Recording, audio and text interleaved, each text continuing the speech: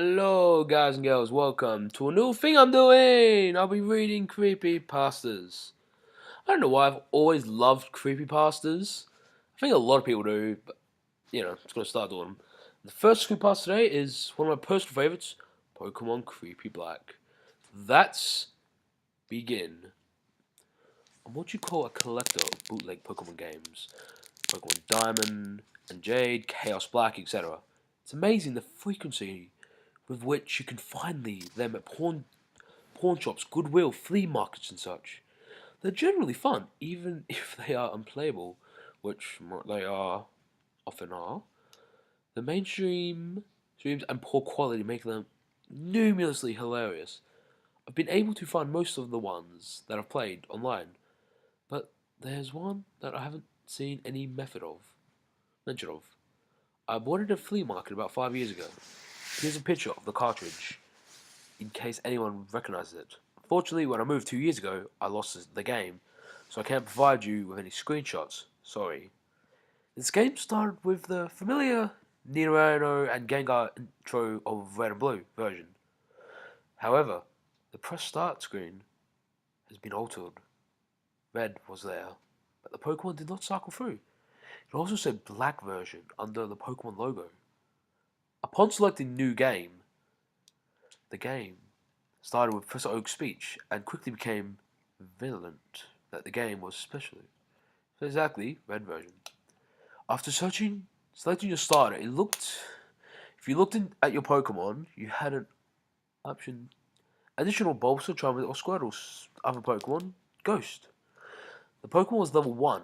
It had the sprite of the ghosts that encountered at Laventtown before attaining the Skill Scope. It had one attack, Curse. I know that there is a real move named Curse, but the attack did not exist in Generation 1. So it appears it was hacked in. Defeated Pokemon were unable to attack Ghost. It would only say they were too scared to move. When the move Curse was used in battle, the screen would cut to black. The cry of the defended Pokemon would be heard, but it was distorted, played at a much lower pitch than normal. The battle screen would then reappear. The defending Pokemon would be gone. If used in battle against a trainer when the Pokeballs respecting their Pokemon would appear in the corner, they would have one fewer Pokemon. The impact was that the Pokemon died. What's even stranger is that after defeating a trainer and seeing Red receive 200 for winning, the battle command would appear again. If you selected Run, the battle would end as Nori does. You could also select Curse. If you did, upon returning to the overworld, the trainer sprite would be gone. After leaving a resident retreating the area, the spot where the trainer had been would be replaced with a tombstone, like the ones at Lavender Town. The move Curse was unusable in all situations. It would fail against ghost Pokemon. It would also fail if it was used against trainers that you would have to face again, such as your rival or Giovanni. It was unusable in your final battle against them, however. I figured this was the gimmick of the game, allowing you to use previously uncatchable ghosts. And because Curse made the game so easy, I easily used it through the whole adventure. The game changed quite a bit after defeating the Elite Four. After viewing the Hall of Fame, which consisted of Ghost and a couple of Pokemon I used for HMs, the screen cut to black. A box of the words, many years later. It then cut to Lavender Town. An old man staring, looking at a tombstone. You then realize this man was your character. The man moved at only half of your normal walking speed.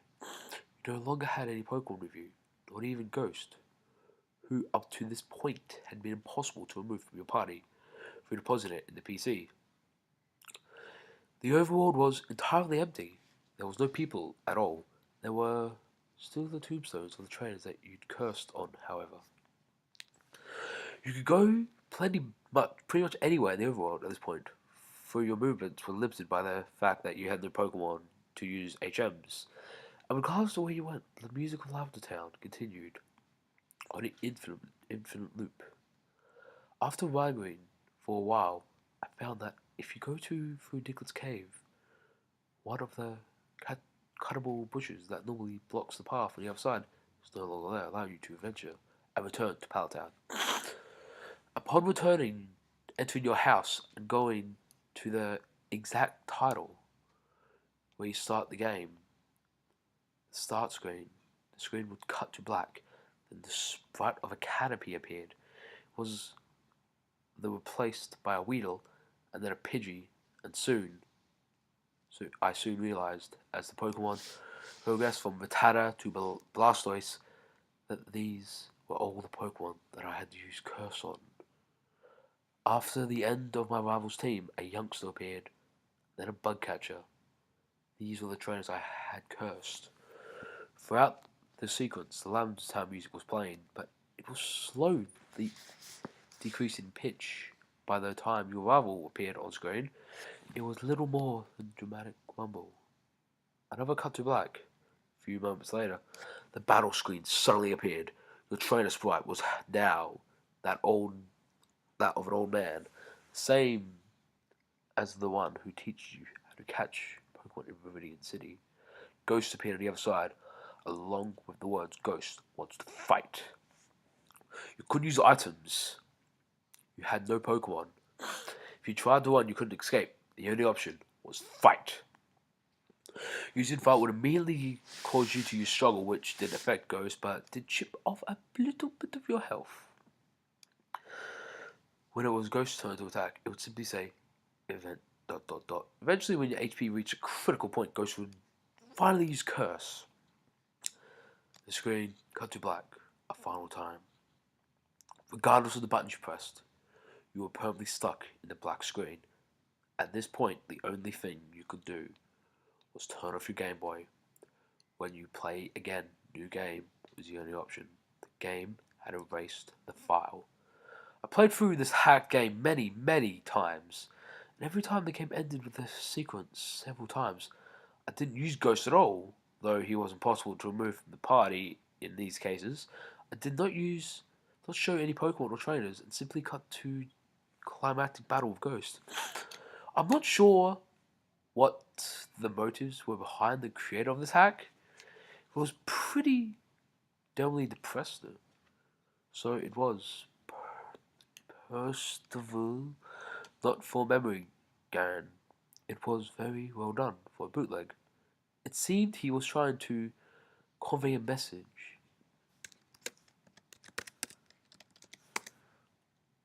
Though it seems I am the sole receiver of this message. I'm not entirely sure what it is. The invisibility of death, the pointlessness of it.